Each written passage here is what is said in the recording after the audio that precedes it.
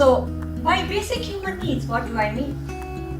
Long time ago, in 1943, a psychologist named Maslow explained the basic human needs. And he said, there are different kinds of basic human needs, which he called the Maslow's hierarchy of needs, which can be dependent on your physiological needs. And by physiological needs, I mean the basic needs of food, of shelter, of being safe, and then the safety needs, of course, and belongingness and love needs. Like it said, no man is an island. We all need someone to love, someone to get connected to. Because even when we achieve something, even when we have all the money or we have all the successes, what is the first thing we want to do? We want to go and share it with someone. Share it with a best friend, share it with a significant other, or share it with our kids, or whoever other important person might be in our lives. And then esteem needs. Like most people try to make more money, get promoted, or make a name for themselves. And money is not the only reason they want to do that. The reason they want to do that is to have prestige, to have a good reputation in the society.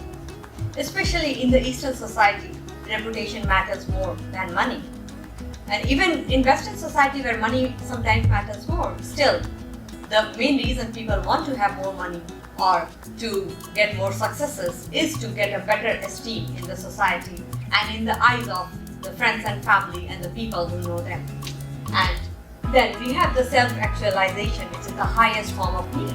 And by self-actualization, what I mean is the mean to grow, to give back, to help other people, to get more spiritual, to know what is that higher meaning, what is that force which rules the whole world, what is the thing we call energy. Why do some people live feeling energy of everyone else like an empath, whereas someone else doesn't have any energetic connection to anyone else? What are those key forces which man cannot explain? Those are the self-actualization needs. And the famous coach and motivational speaker, Tony Robbins, has his own version of the Maslow's hierarchy of needs. And for him, there are 6 needs, and the first one starts with certainty. And if you think that the figure is crooked, you are right, but it's crooked by purpose, by design, not by mistake. Most people have certainty and significance as their basic human needs. And even if they achieve all the significance in the world, they become a famous, successful, highly rich person like Robin Williams or Kate Spade, still, if they don't fulfill their human need of love and connection or growth and contribution, one day they become a suicide. So, out of all the basic needs, if someone has certainty or significance, if you do a study, you will see that they are not that happy. They are the people who are bound to get more depressed, or they are the people who might want to kill others or kill themselves just to get significant. Like, what does a terrorist get out of killing 1,000 people? Everyone talks about it, right? That's a significance. Or what does someone else get by going and giving their life for the country? Again, it's significance. So different people can get significance in different ways, and we all have all these 6 human needs in different proportions. But our life is ruled by what are our top 2 or top 3 needs. And if 3 or 4 of our needs is met in any situation, we become addicted to that.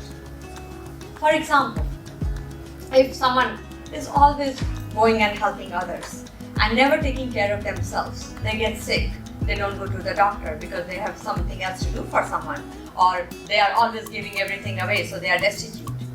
So they are a good person and their basic need is contribution, but at the same time, they don't have any self-care, and so they don't have any significance in that. So they need a little bit of significance in their own life in order to be able to do some self-care, in order to make themselves also healthy and happy. So you have to have a balance among all the needs. Then the other need is certain uncertainty or variety. And many people have that as their top most need, and those are the people who go on adventures. Those are the people who go and change careers, or those are the people who will host events like this, where you're not certain how it's going to go, right? So they take pleasure in having uncertainty as one of their top needs. Whereas significance, which I already talked about, and then certainty is another thing. Like some people are like that, okay, they know, okay, how to go from point A to B, what are the different stops they have to take in between the A to B, and what they will get to when they get there. And those are the people who live in their comfort zone. And so certainty is also not a very good thing to have as your topmost need, because always nothing is certain. Like they say, change is the only constant. So everything will change sometime or the other. Every up will have a down, or every down will have an up. So for that, you have to make sure that you have it in moderation and not make it your top priority if you want to be happy. Because even if someone is living in one place their whole life, they have their kids, they have their significant others, everyone in the community knows them and they know. But someone can move out, someone can move in. A catastrophe like an earthquake or a flood can happen, or a fire can happen. So things will always change. So you have to be prepared for that. And then love and connection. And the people usually who have love and connection as their top need are some of the more happier ones and more successful ones. But again, they have to have a little bit of significance in their love and connection. Because if they don't, and if they suppose are with someone who is very abusive, just for the sake of love and connection, they will keep on being there. Doesn't matter how they are being hurt, how they are being demoralized, how they are being treated, and they'll keep on doing that to the point where one day they will totally lose interest in anything and everything. So again, love and connection is a very good thing, and it's very good if you have a healthy boundary of a little bit of significance, a little bit of contribution attached to it. But on its own, anything I would say in extreme becomes bad for you. So anything in moderation and will be good for you. So we have to have the right balance among the 6 human needs. And the growth. I think this crowd is a good example of growth, because we all won't be here if we didn't want growth, right? We would be sitting watching TV or playing some video games or doing something else. We all have different things to do with our time. So growth is another good thing to have as one of your top human needs, and because it helps you learn new things.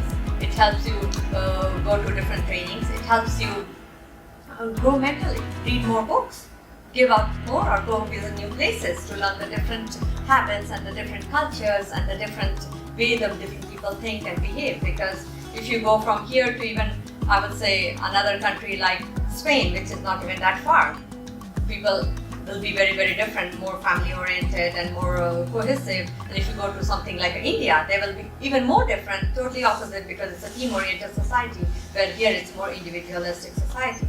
So in India, like even if someone grew up in a home and they have emotional attachment to it, even if someone offers them 3 times the price, they won't sell it because they have the memories attached to it.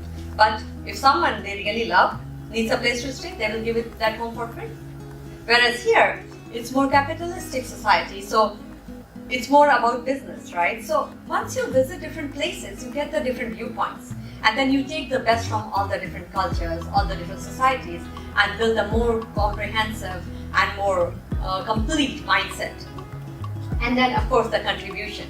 So who hasn't heard of Mother Teresa, right? She's the epitome of contribution. Her whole life was spent in contribution.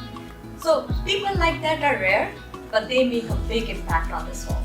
But again, I would say apart from contribution, little bit of significance was there, because otherwise you wouldn't get so many exposure or so much of fanfare from the rest of the world. So it was a good combination to have, but she made such a big impact in so many developing countries, including India. She has a big missionaries which help a lot of poor and destitute people find healthcare, get education, and help them out. And they used to take all the kids from the streets and help them a lot. So those are some of the basic human needs. Now my question is, what are your top 2 basic human needs? Anyone? Did you get an idea of what I mean by basic human needs? Or do you want me to explain a little bit more? Can we go back to the list so that's sure. visible? Yeah.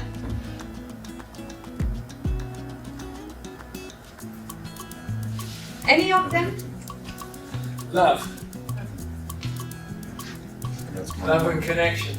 Love and connection is the topmost. And why do you say that?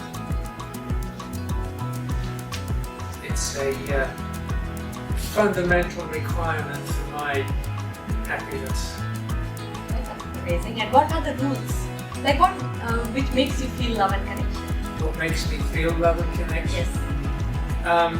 Having somebody, my partner, whom I love, and who I feel love back from. Does that answer the question? That answers only partly. But there is, I'll tell you, there is a problem with it. I'll tell you why the problem is, right? So, if you feel love and connection, you will feel happy, right? And you feel it because your partner loves with you and connects with you. But what if the partner goes away? Or what? So you need to have more rules. I'm saying this is a very good topmost human skill to have. But in order to always feel loved and connected, you might need to have more rules than just your partner doing that to you. Like you can make a rule, okay, every time I see a romantic movie, I feel love. Every time I see a baby smiling, I feel love. Or every time you see something beautiful or a couple kissing, you might feel love, right? Or every time your friend compliments you, you feel connection. So if you set more simple rules like that, you will always have love and connection in your life. But if you just base it on one individual person, then you won't always have love and connection in your life. And in the end, so you will start feeling unhappy if they didn't do something which made you loved and appreciated. Right? Yep, I know what heartbreak is like. Yeah. See? So that's why I'm saying. So that's the reason of me explaining about the basic human needs is because I want to see what rules people set in order to feel loved, in order to feel connected, right? Like for me, when I was going through a lot of stuff in my life, I was of course down in the dumps and I wouldn't even smile, and then my basic human need is love and connection and growth. But the thing is, I wasn't doing all that, and also all my rules were very strict. Okay, if I have this person in my life who loves and connects, then I feel loved and connected. If this happens, but those things always don't happen, right? So then I had to change my rules. After I went into the education mode and the training mode, and I had to change the rules to the fact that okay, every time I see a happy couple, I feel the love and the connection. Or every time I see a romantic movie, I feel the love and connection. Anytime I read a romantic book or a romantic poetry of Rumi, I will feel love. Or anytime someone appreciates what I do, I feel love. Or anytime I go see an ad where it's something about relationship, I feel love. So that way, if you make the rules, the simpler you make your rules, the more times you will feel that your primary basic human